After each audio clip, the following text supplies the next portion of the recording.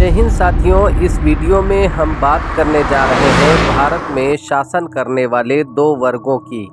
इनमें पहला वर्ग है भारत में सत्ता स्थापित करने वाले मुस्लिम सुल्तान और दूसरी ओर लंदन से भारत आए हुए अंग्रेज। क्या इन दोनों ही शासकों की कार्यशैली में किसी भी प्रकार का अंतर नहीं था और दोनों ने ही हमारे देश का शोषण किया, अथवा दोनों में पर्याप्त अंतर व्याप्त है, किंतु नफरती चिंटुओं ने इसको इस प्रकार से प्रस्तुत किया है जिससे एक वर्ग शोषक और दूसरा शोषित लगे।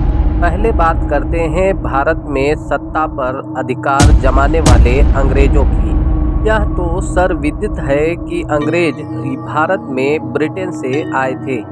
उस समय ब्रिटिश महारानी एलिजाबेथ प्रथम द्वारा स्थापित एक कंपनी जिसे ईस्ट इंडिया कंपनी कहा जाता है के नुमाइंदे भारत पहुँचे।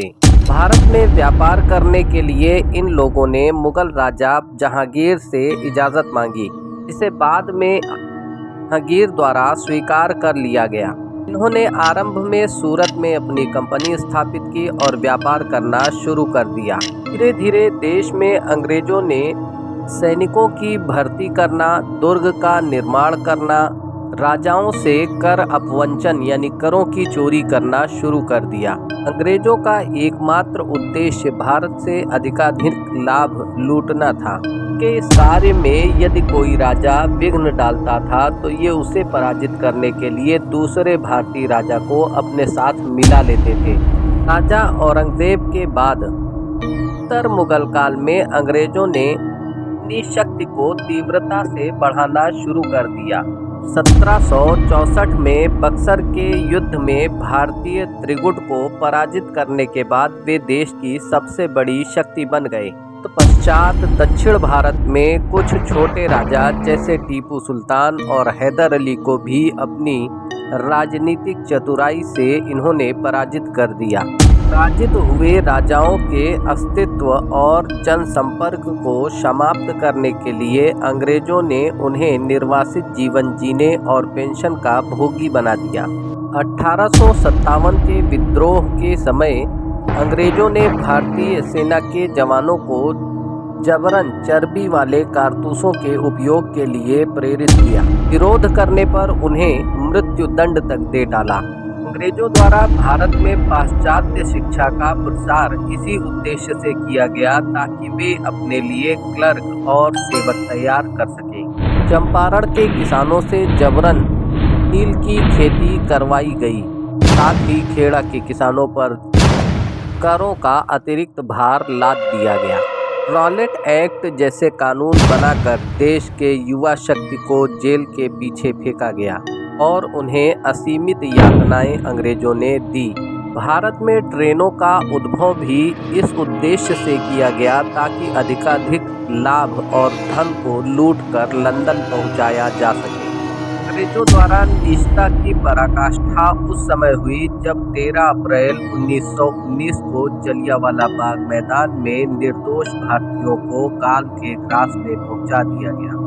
अंग्रेजों द्वारा किया गया सबसे घृणित कार्य यह रहा कि जब भारत पर उनका नियंत्रण कमजोर हुआ और विश्व की सहानुभूति भारत के साथ आई तो जाते जाते उन्होंने भारत का विभाजन भारत और पाकिस्तान दो अधिराज्यों के रूप में कर दिया।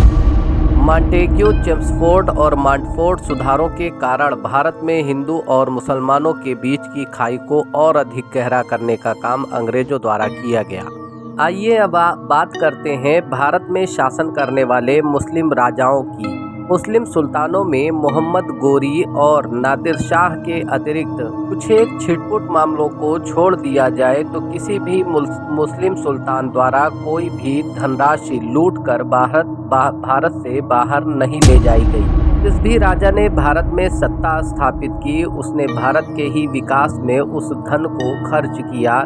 कुतुबुद्दीन ऐबक से लेकर औरंगजेब तक बनाए गए स्मारक आज भी देश में व्याप्त हैं। दिल्ली में स्थित कुतुब मीनार, हुमायूं का मकबरा, लाल किला, मोती मस्जिद, जामा मस्जिद, अजमेर में 2.5 दिन का झोपड़ा, कुव्वतुल इस्लाम मस्जिद, आगरा में स्थित ताजमहल, अपने समय की प्राचीनतम सड़के आजम, जिसे जीटी रोड भी कहा जाता है। भारत में रुपये का प्रसार हो। रुपया का आरंभ 1541 में शेरशाह सूरी द्वारा किया गया। भारत में बाजार नियंत्रण पर करने का कार्य अलाउद्दीन खिलजी द्वारा किया गया। फतेहपुर सीकरी को राजधानी बनाने का कार्य सम्राट अकबर द्वारा किया गया। जहां एक ओर मुस्लिम राजा जहांगीर के काल को चित्रकला का स्वर्णकाल और उसे न्यायप्रिय बादशाह कहा जाता है, वहीं दूसरी ओर शाहजहां के काल को वास्तुकला का स्वर्णकाल भी कहते हैं।